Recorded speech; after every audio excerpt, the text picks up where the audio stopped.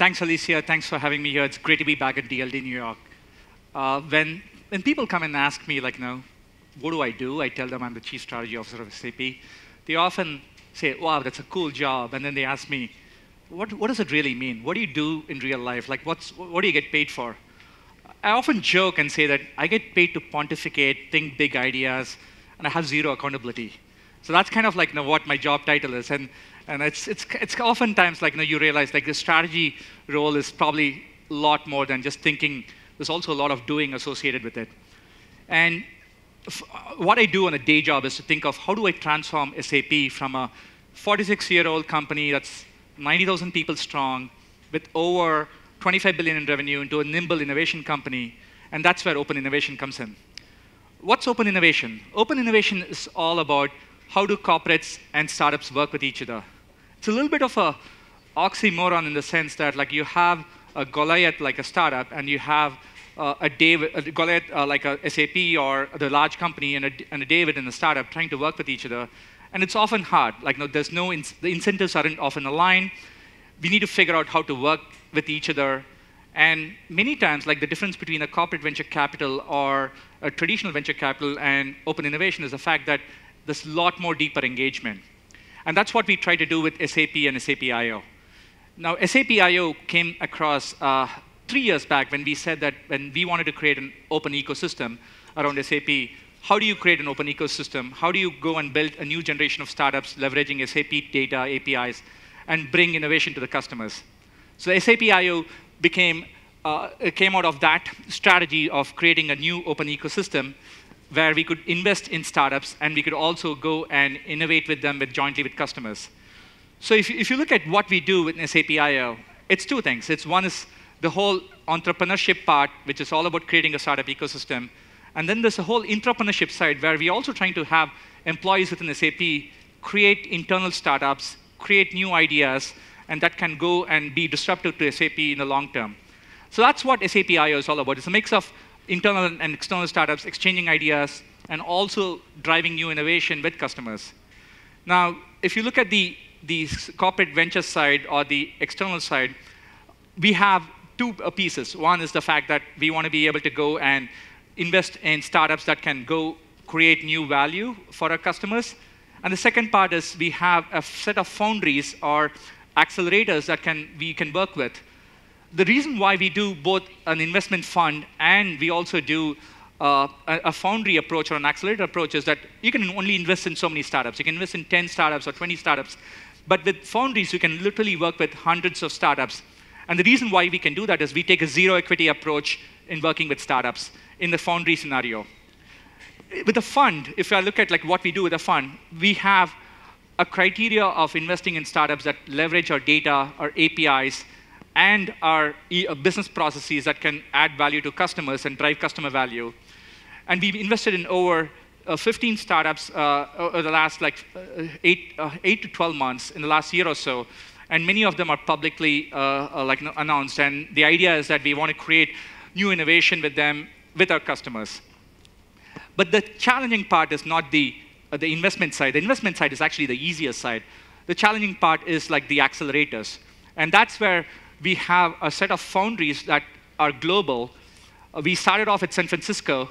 We went to Berlin in partnership with Techstars. Then we invested in a foundry in Tel Aviv in partnership with Junction. We recently announced a foundry in Paris focusing on a larger investment in France. And we are in New York, up in Hudson Yards, like 12 blocks up on 10th Avenue. Now, the idea of working with, over the last year or so, we worked with close to 50 startups. The idea of working with all of these startups across these 5 foundries is that we want to be able to create a massive ecosystem, and we do it in a zero equity model approach. Now, looking at what we want to do with respect to New York, and the reason why we are here talking about not just open ecosystem, but inclusive open ecosystem is that we think it's important that we need to make a difference in terms of increasing the diversity in women in technology, especially in entrepreneurship. Last year, we wanted to do it in San Francisco. We started off with San Francisco. We had a foundry cohort of just 7 women entrepreneurs working with us and working with the customers. And they not only just raised great money after their cohort like graduated. They also were able to work with their customers, and more importantly, they gave us a score of NPS score of over 85 in terms of the value they got from SAP. Now, I'm incredibly proud to announce 2 weeks back, we started a foundry cohort of women-led B2B startups that's focused on enterprise technology up in Hudson Yards. And 2 of them are out here. Like we have Jack from Sundar, and we have Susan from Zigio out here. And we are so happy that they're part of the SAP and SAP IO ecosystem. The idea is that we want to work with these amazing women entrepreneurs. We want them to have access to our customer base. We want them to build great products together with us and have access to our products and APIs so that they can be successful. So that's the intent. Now, it's not easy. Like doing open innovation, driving an open ecosystem is not easy. You're going to have a lot of troubles. Just trying to get this off the ground. There's probably going to be a lot of people that's going to come back to you and say, like, why are we doing this? Like, no, why are we not doing these things organically? Why are we investing in startups? The reason you want to do open ecosystem and open innovation is that you want to be able to change the DNA of a company ultimately. You want to be able to have an open exchange of ideas.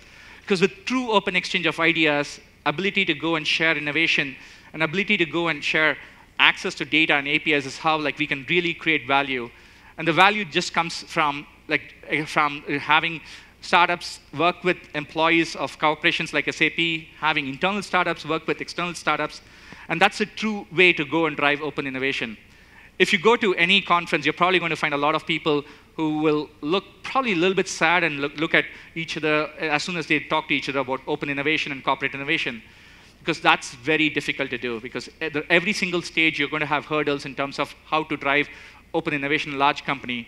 And we believe doing it the right way, having a mix of investments and accelerators, having startups work with employees of a large corporation is how we can drive a new kind of an ecosystem that's inclusive.